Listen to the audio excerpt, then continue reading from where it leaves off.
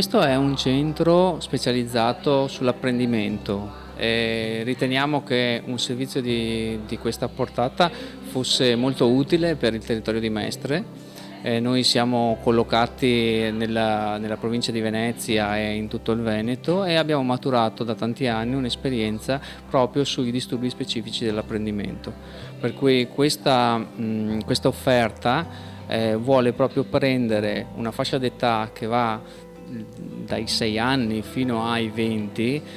andandosi a occupare di tutti i bisogni specifici per l'apprendimento e dare un sostegno alle famiglie e agli studenti per portare avanti il loro percorso di studio in maniera più armoniosa. Ci sono degli specialisti, educatori e psicologi che hanno avuto un'esperienza e una formazione specifica sui disturbi dell'apprendimento, sulla DHD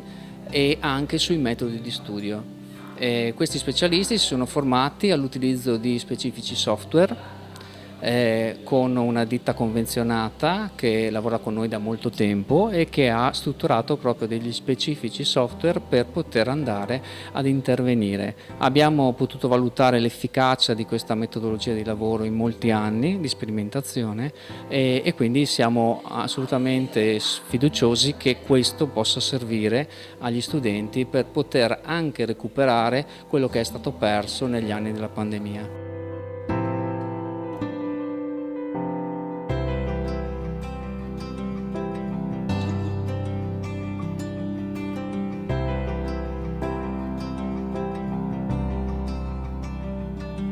Ogni iniziativa di questo tipo va salutata con ottimismo, perché da un lato comunque porta un arricchimento dell'offerta sul territorio, dall'altro comunque crea rete, crea aggregazione. Soprattutto in questo momento storico in cui c'è più bisogno di attenzione ai più deboli, ai più fragili, un centro specialistico educativo che in questo senso si focalizza proprio sui ragazzi in età scolare con disturbi di apprendimento e qualche altra criticità che può essere emersa proprio con il Covid, è lodevole, meritevole e va assolutamente incoraggiata. Il centro è già a disposizione